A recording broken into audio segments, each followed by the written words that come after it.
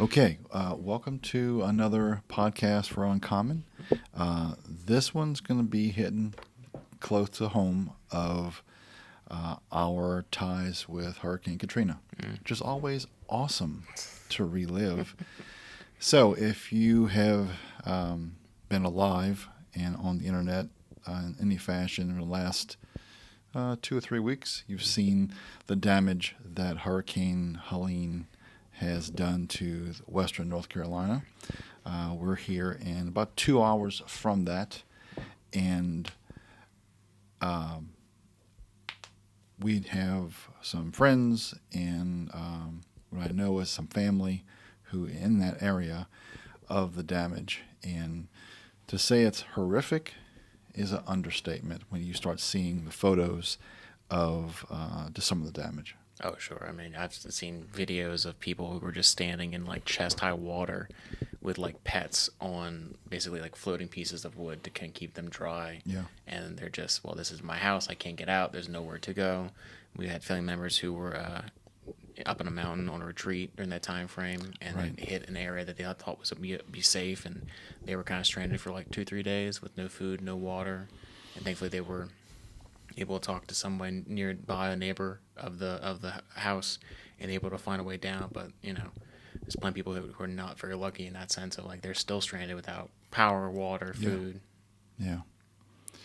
Yeah, this is one of those things that unless you've been through one of these type of events, you're usually just seeing it on the news.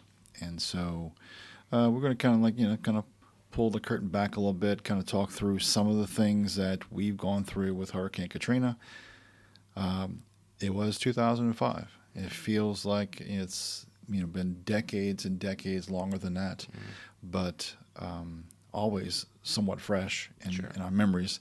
And so when this happened, it took us straight back to those days of dealing with, well, now what?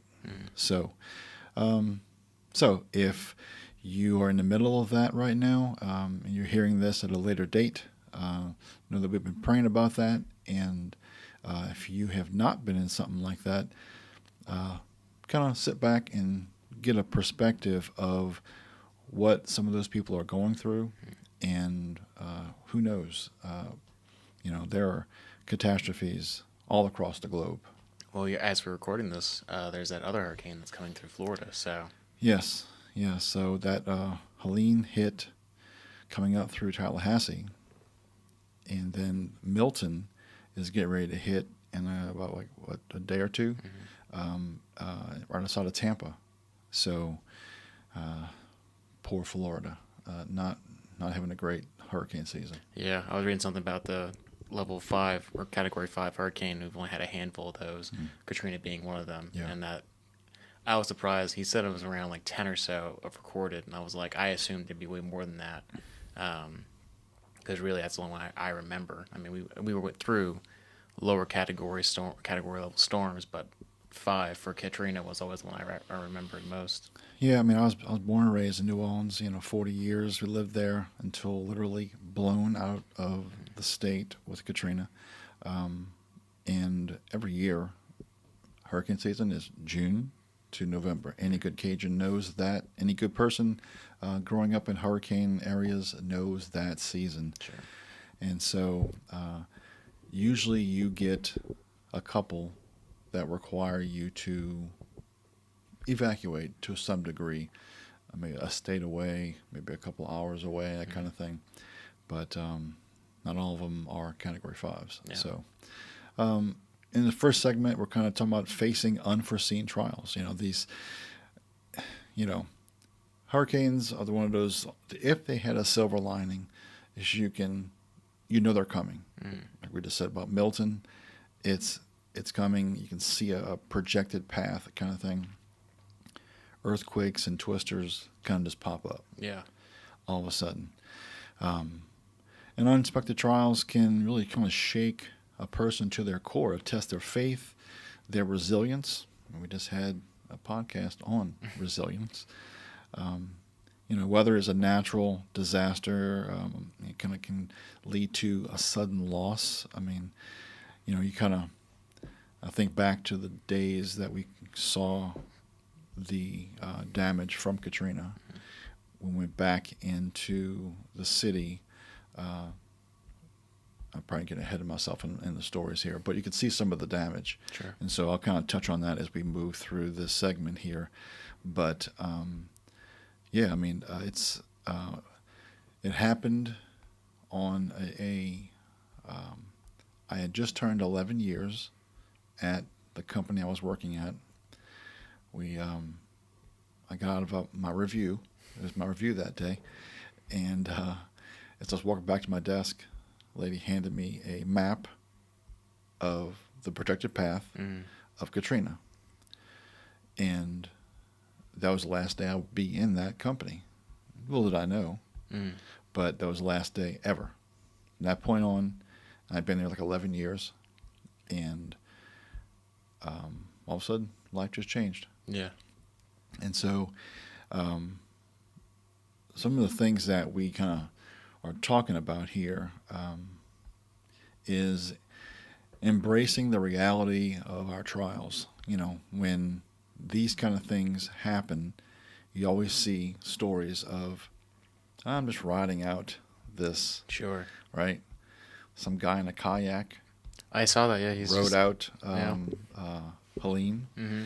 And the other guy was in a boat off in the harbor of Tampa, and he's like riding out this one too. Mm-hmm.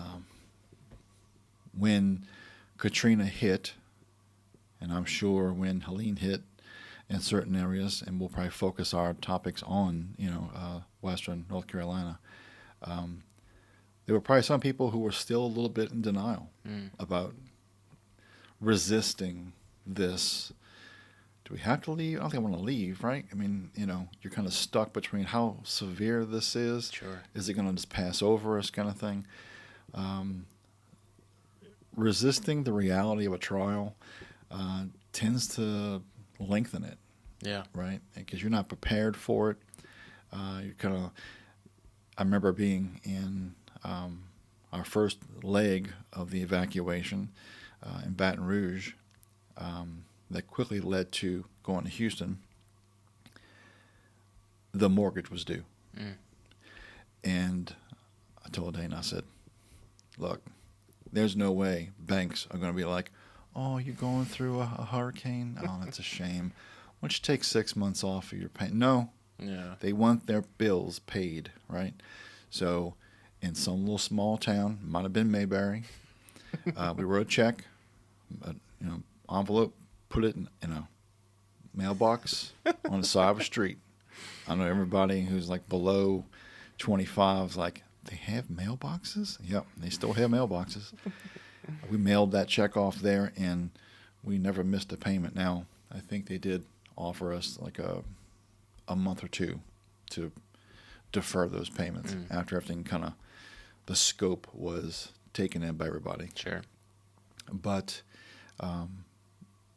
embracing that, or at least recognizing that trial, definitely helps us cope.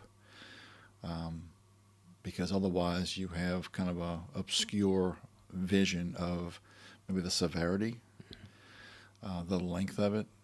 Holy cow.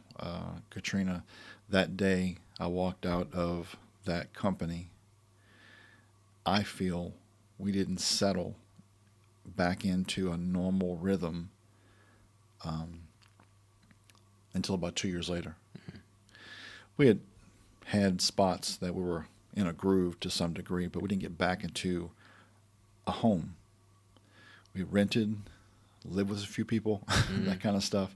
And so getting back into a home took 2 years. Yeah. I don't know if everybody is thinking, wow, this hurricane or this storm or this trial is going to come through and my life will be different for the next couple of years. Sure. I mean, preparation is interesting to see. We talk about this a lot of, if you're not, in God's word, praying and leaning on him in the good times and the, every day, if a trial does come along, how much more ill-prepared are you for that if you aren't leaning on God and his grace, Sure. And so very, very infrequently do we ever get any indication of, all right, Joshua, you're going to have a trial coming up next year. I want you to start prepping now for it. Right. So when financial troubles come next year or health troubles come next year, you're prepared. Right. And like you said, the hurricane, at least you had some semblance of a warning beforehand, some path. But most trials that we experience in our day-to-day lives, I mean, me and my wife were not prepared for the health trials that she's still going through today. Yeah. When we first started dating and got married. So I think there's a delicate balance of, being prepared and understanding that, things change very drastically and so quickly sometimes, but also not letting that always be, that cloud over your head being the Eeyore of like, well, today was good, but, tomorrow I might catch fire. So, Yeah, I mean, so when we left, and I'll probably have to skip over half the things we wrote with these little updates, but when we went to Baton Rouge, and then we heard that, okay, the levee broke, that all bets are off, and water's everywhere. So we didn't know if our house was underwater or not. So we're like, okay, you know what?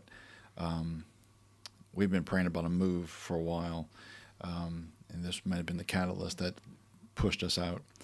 And so we went to Houston because we really couldn't stay in the house we were in. Mm-hmm. That was my brother-in-law just sold his house. It was actually going to the active sale the day we hunkered down for that Katrina hit Grand Isle. And the new owners let us stay there. There was no power, obviously. And so we left a couple of days later and went to Houston. And then after that, we landed in Arizona. I'm like, Lord, where is no flooding? He's like, Arizona. There's no desert. Water. There's no water in Arizona, guaranteed. We show up. It rains the next day, and my friend says, what did you bring with you? Because you have Arizona. I mean, it rained that day, and then it didn't rain again for like 150 days later. So to get rain is kind of a special thing for them. Sure. So, yeah, I think that we obviously we rarely are made aware, right? Job. If I was in Job's situation, I'd want a long ramp. Like, so this is going to happen like in 40, 50 years from now? Right, yeah. No, it's today. It's today, Job. So as we the next one is retreat. As we kind of retreating from these disasters may feel like a safe place, but you can see that on the news right now. And we couldn't see the Katrina updates because we were in the middle of it. Sure. Wasn't in front of the cameras, but the cameras were all around the area we lived in. So we had to leave that area to see updates. We didn't see a visual update until we got to Houston. And people in North Carolina right now, they are experiencing something that, they cannot retreat from. Mm-hmm. And they're probably all in shock right now. Sure. I don't know the scope of what my life is going to be this going on, because their lives have changed. And looking at that based off our experience with Katrina, I see a decade. I mean, we went back to New Orleans years after Katrina, mm-hmm. and saw blue tarps on houses for years and years and years. This right here, they were showing a picture of a road one day. The next day, how it looks now, you could not tell. Now, this is not a dirt road. This is not a gravel road. Mm. This was a cement 2-lane highway. You cannot tell there was a road there. It looks like a stream with rocks. Yeah, I mean, there's Chimney Rock was a city that is just gone now. It just doesn't exist.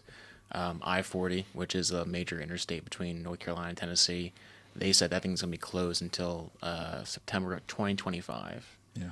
Because it was swept away so much. And this is the interesting thing to see about, a lot of these areas that flooded very heavily. A lot of people weren't in flood areas, so they didn't have flood insurance. So this thing kind of came out of left field and really just wreaked havoc. But what's interesting is you talk about retreat. My first thought is Jonah. when Jonah gets called to go, and his thing is, I'm going to run the other way. Right. And like, how well did that turn out for him, you know? He booked his 3-day cruise, as we say. Yeah. So it's, I think it's a very human reaction to be like, oh, the bad things in front of me are over there. I don't want to go over there. I want to retreat, kind of thing. And, in some cases that may be, like us running away from Katrina. Other times, like for Jonah's situation, if you're being called to do something like that. Because in this scenario, we're talking about hurricane and trials of that nature, but, dumb this down to a lower level of like, hey, I'm nervous about talking to that person about my faith. I'm going to retreat, kind of thing. Sure. You change the dynamic a little bit here and there, and you can see that retreating can be against God's will for you in those moments. Yeah, we refer to this as the middle of the mountain, right? You won't always have like, I just won the lottery again. You won't always have, I have cancer again. Usually our lives in the middle of the mountain, everyday stuff that happens, kind of thing. Thankfully, we don't always have a Helene or a Milton or a Katrina in our lives happening all the time. But reacting to those things one way or the other, like, I can see the frustration already in people's lives on the news and everything of, $750. Right. There's no number at this point they can throw at them. Here's his, $50,000. Okay, well, I can't rebuild my life with $50,000. Right, that number was irrelevant. Now it's the help they need, Sure. the ongoing help of.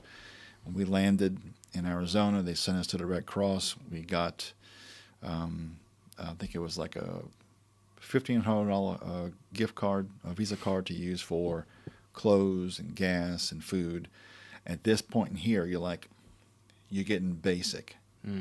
If you want to have a perspective adjustment, you go through something like this, it will adjust you back down to, so what are we doing to eat today? I'm wearing the same pants and underwear for the last 15 days. No. I haven't brushed my teeth in a week and a half because I don't even have a toothbrush, kind of thing.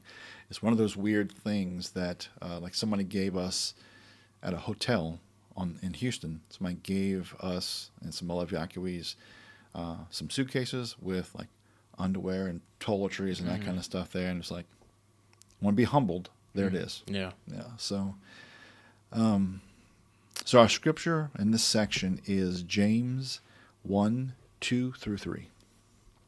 Count it all joy, my brothers, when you meet trials of various kinds, for you know that the testing of your faith produces steadfastness. Oof. That sounds good when you read it and you're not going through a trial. Right. That's not your battle cry when you're going through the trial. No. That's to be like, oh yeah, I will remember that when I'm going through the trial. Yes, the word steadfastness, and mine says perseverance. Those are not words we gravitate toward during that storm.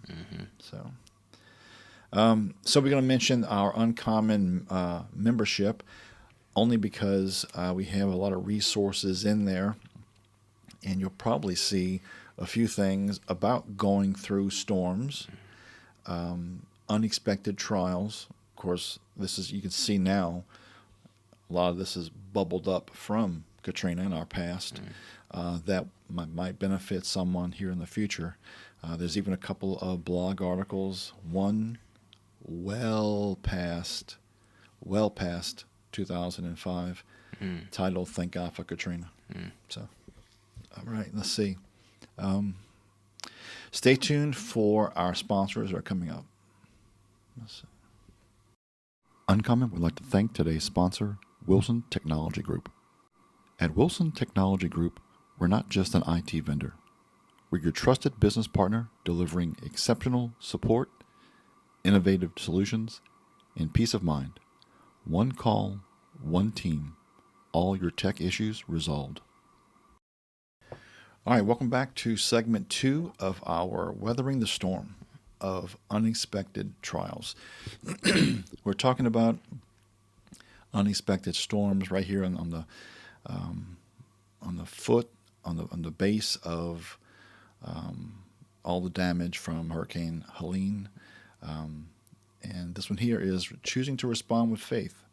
So responding in faith to something like this, rather than reacting with emotions, allows us to approach trials in a different way. And the Bible encourages us to trust God's plan, even when we can't see the path ahead, which is good because all the paths in North Carolina had just been destroyed. There is no paths in certain areas. And so it is so surreal to see images of places. I mean, obviously born and raised in New Orleans, all that damage. But when we evacuated, we didn't see anything until we were 2 weeks out, kind of thing, which was horrific. I was like, goodness, that's where I grew up. I rode my bike there near that and all that.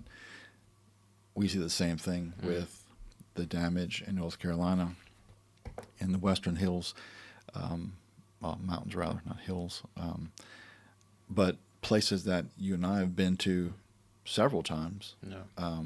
Biltmore, Chimney Rock, Blowing Rock, Black Mountain, Asheville, all these places that, these are tourist towns that they won't have, like all those businesses and destinations and stuff, they are in for just a long road of recovery.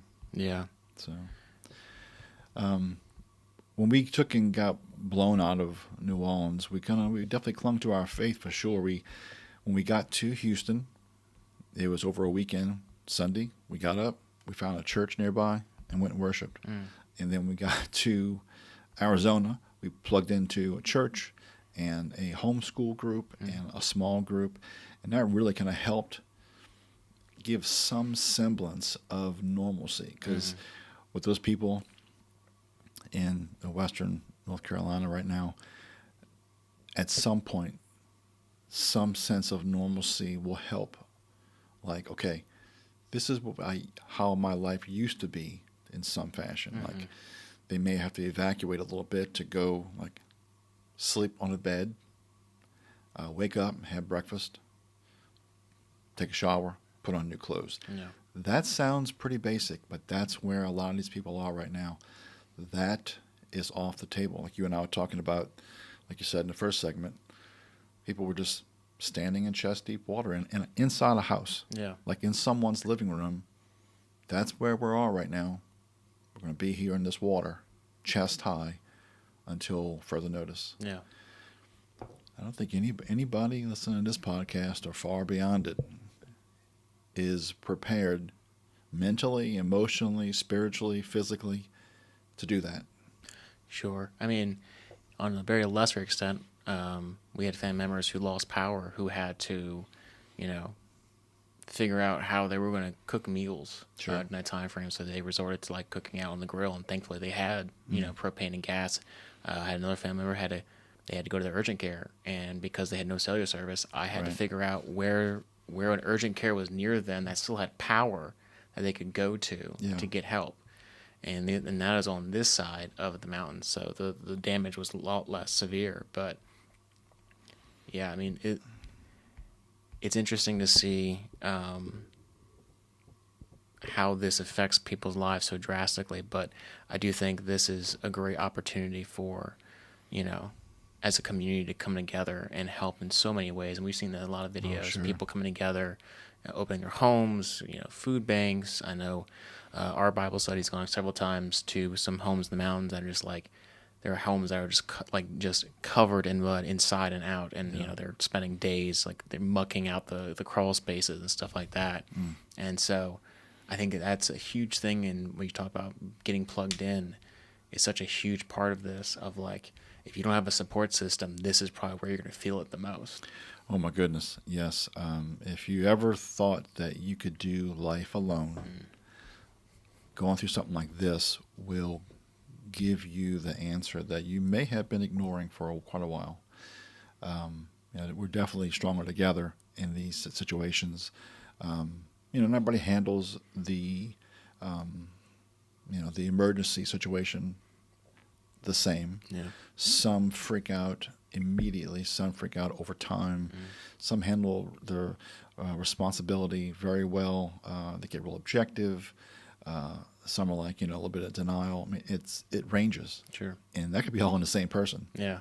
So it's going to be challenging for the recovery of this, no matter what part of that role you play.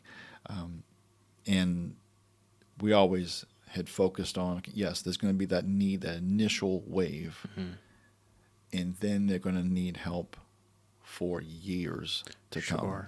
Sure. Because these are your areas that have not experienced this level of damage, this kind of damage before. Sure. I mean, Louisiana's kind of, hey, we experience hurricanes quite often. We know kind of the practice here. I mean, we saw videos of houses just that were attached to the side of mountains. They're just gone now. There's no recovering that kind of thing. And so you'll probably feel this from Asheville on out probably for a decade or more. Yeah, I think Louisiana is 2 feet below sea level. The highest point is a man-made hill. It's called Monkey Hill in the Audubon Zoo. And so consequently, they built levees and installed pumps. Yeah. You put that amount of water in another state that is not used to that, moving water. They move water by gravity. I don't recall how long the water was in New Orleans. Let's just say 2 to 4 weeks. I don't recall. Put that somewhere else where gravity is having to move that. That could be double that water takes to get out. Yeah. And then they had all that mountain runoff too. I think I saw the number. It was like 30 trillion gallons of water had been dumped on certain areas of North Carolina. My brain doesn't even understand that word. Right. And so, I return to God to provide comfort and strength beyond these understandings. Yeah. There was time, that you go through these challenges. It helps redefine the character. It helps connect people more. We grew closer together. We grew stronger in our faith during this time. You can look back into the Bible and see stories of, like Joseph, who faced numerous trials, but remained faithful. And his response eventually saved countless lives. So you could experience something like this and then just fold and just cave in as a person and I'll never recover from this. I mean, Joseph was sold, right? And then imprisoned, wrongfully accused, imprisoned for years. Not like for the weekend. Yeah. Not for a 30-day stint. I'm not quite sure. I mean, hey, TJ, guess what? You're going to jail for, a weekend. I'd be freaking out, right? We don't get that view of these characters, these people in the Bible, and probably good, because I'd be like, yes, he's freaking out too. I'm freaking out, So, as we kind of look at some of the longevity of trials like this, it won't always be a hurricane, like we said. It might be loss of a job, bad health report, a relationship issue. I know in our next podcast, we'll probably be talking about a topic that sometimes feels just as frustrating as this kind of damage. Sure.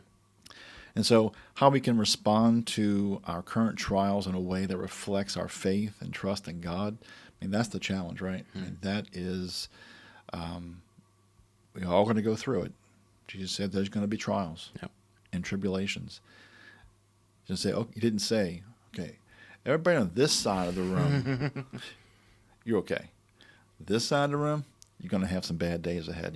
Can I get on that side of the room? He said everybody, right? So while we watch this on the news, that could be us. Yeah.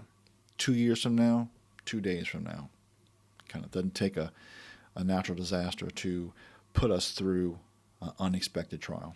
Sure. And I think the big thing to remember during these trials is while so much is unknown in these situations, at least we know as Christians that the Lord's, mercy and love does not change. Sure. Whether we have a house, don't have a house, up to our chest in water or not. Yes. I know we held to that very hard after Katrina. So, will it replace the house you lost? No, but at least give you comfort at night. Sure. Yeah, but, those situations change your trajectory and lead you to places that you couldn't have got to on your own. So our scripture reflection on this segment is Psalm 46:1. God is our refuge and strength, a very present help in trouble.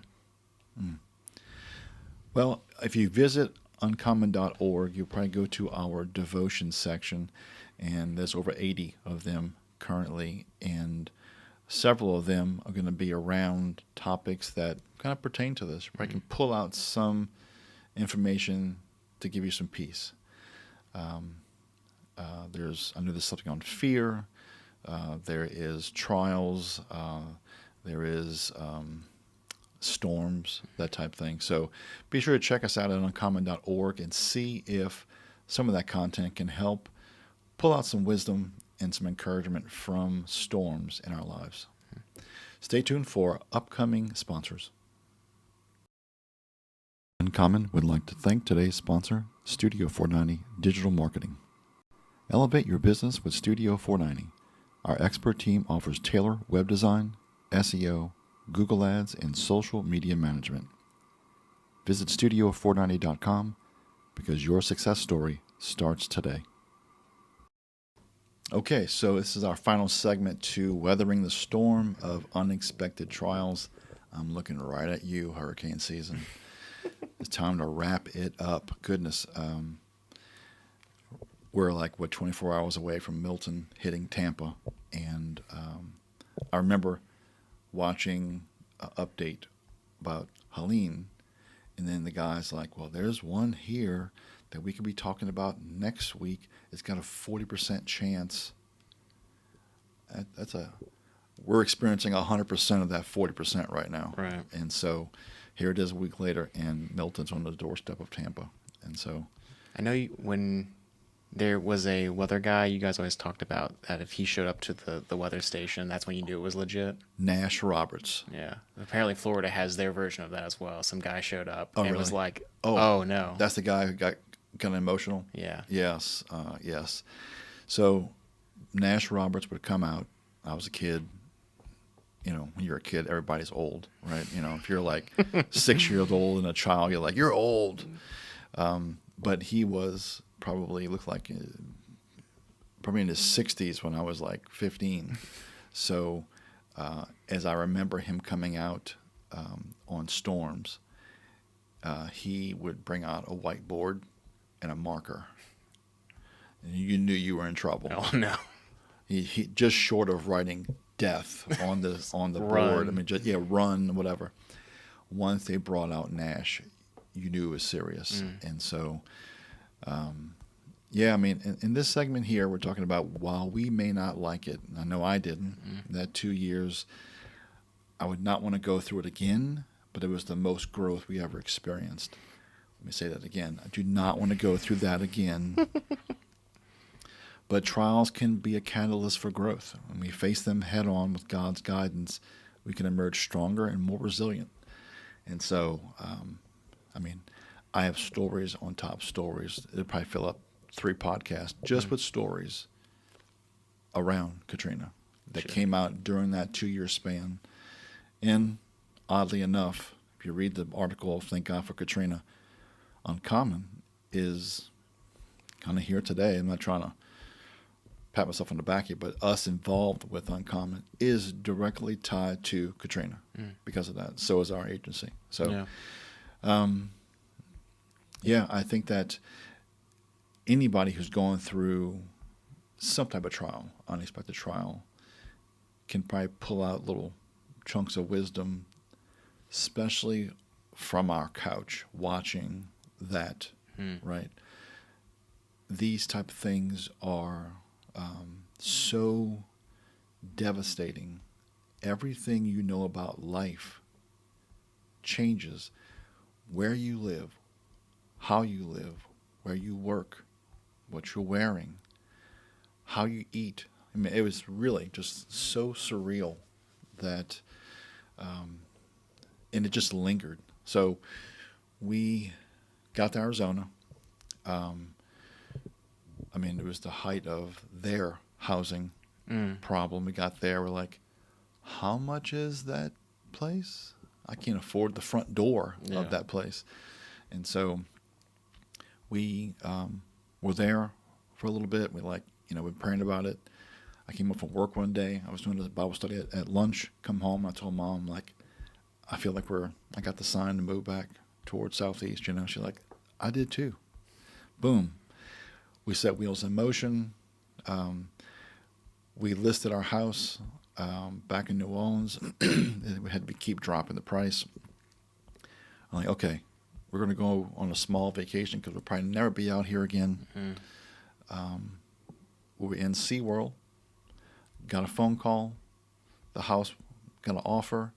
We sold our house in SeaWorld. I'm at one of the ticket counters, like some goofball, trying to tell this lady, I just sold my house because of this reason. And she's like, you want a 1-day pass or a 2-day pass? I'm like, can I use your fax machine? So we finally got it done. But once we left there, we kind of transitioned. I get homesick for New Orleans weekly. I do not want to live there again because of the storm season. Sure.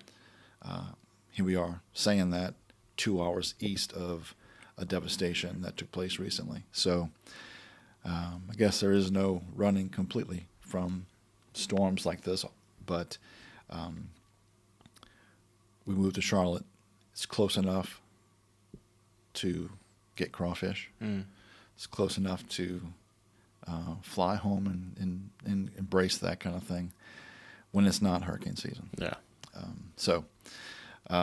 But as we kind of move in toward our landing spot for Section 3, I think trying to stay connected to these people right now, if you're family and friends, that's important for them because they probably feel that I am on a desert island someplace. Yeah, I'm isolated. Yeah.